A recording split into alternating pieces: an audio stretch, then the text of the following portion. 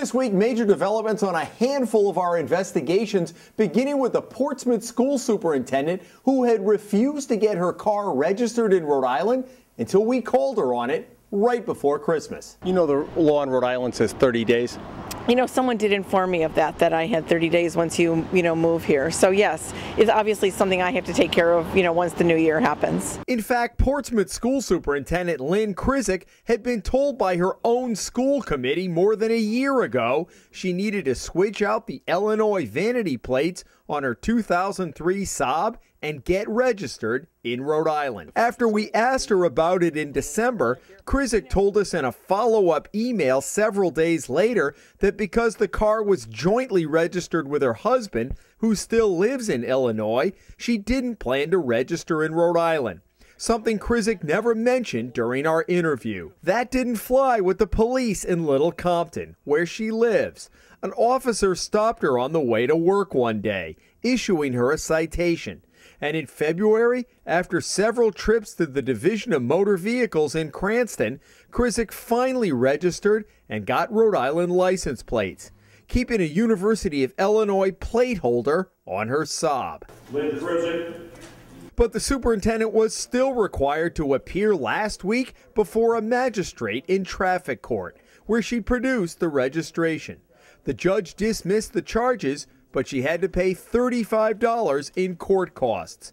All of this 20 months after Krizik took the job in Rhode Island. Will the Central Coventry Fire District survive its financial problems or dissolve and be merged into surrounding fire districts? It's a question that has been the subject of a hot debate going back to last fall when the district went into receivership. And you think the most efficient way is, oh yeah, let's tax the people. Sir, I'm going to ask you to calm down. No, I won't. Tempers flared at another special meeting in February, where fire district voters ultimately rejected a budget that would have significantly increased their taxes.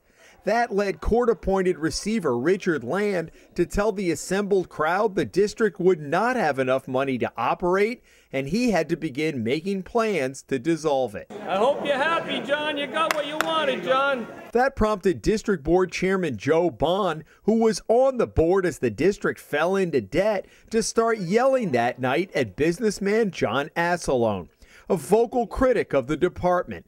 Police quickly moved in to help Asselone get out of the building. This week, voters were back. More than 1,800 packing into Coventry High School to vote on a revised budget with some spending cuts. But it still called for a more than 35% tax increase. Budget did not pass. Budget failed. By the end of the night, voters told the leaders of their financially beleaguered fire district they'd had enough, rejecting the spending plan by a 3-to-1 margin. And that leaves the district few options. Unfortunately, with no budget being approved, there's no ability to raise any money from the taxpayers, and we will run out of money very shortly. So the next step is to meet with the judge and develop the next plan, next stage. And frankly, I can't tell you what that's going to be. And speaking of fire departments, Pawtucket's fire marshal called it quits in December after we revealed that he put his girlfriend's daughter on his family medical plan. I wanted to ask you about your health benefits and why you put your girlfriend's daughter on your family plan last year. We asked Fire Marshal Steve Parent about it as he arrived for work in December. Parent, a 25-year veteran of the department, said the city had given him permission to add his girlfriend's daughter to his Blue Cross family plan more than a year earlier because the couple had planned to get married.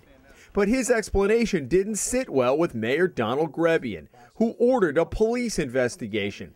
While detectives ultimately decided no criminal charges were warranted, Parent decided to retire several weeks after our interview and left the department just before Christmas. We've been hesitant to call it the final chapter in Central Falls' tumultuous history over the past 3 years.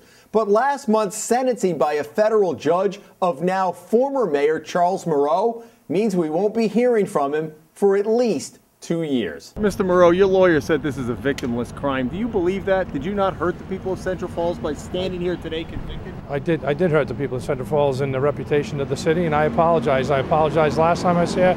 I apologize again here. Moreau had been under state and federal investigation since our story 3 years ago revealed that he'd gotten a free furnace from a city contractor. Moreau finally admitted his guilt in September. The former mayor reported to begin serving a 2-year sentence in federal prison in Maryland earlier this month. Finally, a great ending for a high school wrestler who got caught in a bureaucratic tussle last year that cost him an entire year on the mat. Our story prompted the Rhode Island Interscholastic League to hold an emergency hearing and grant a waiver for Javier Lopez and Jonas Young to go back and wrestle for Hope High School, where they'd been members of the team before transferring to a specialized charter school for nursing. Before we got involved, the two were not allowed to compete. But the waiver didn't come until the very end of the season, costing them their entire junior year. This year, Lopez bounced back as co-captain, leading the Hope Blue Wave to a strong showing in its division. Lopez placed third in the state for his weight class at February's divisional meet at Pontiac High School and made first team all-division. And remember, many of our investigations begin with you. We'll be back next week with a brand new Hummel Report investigation.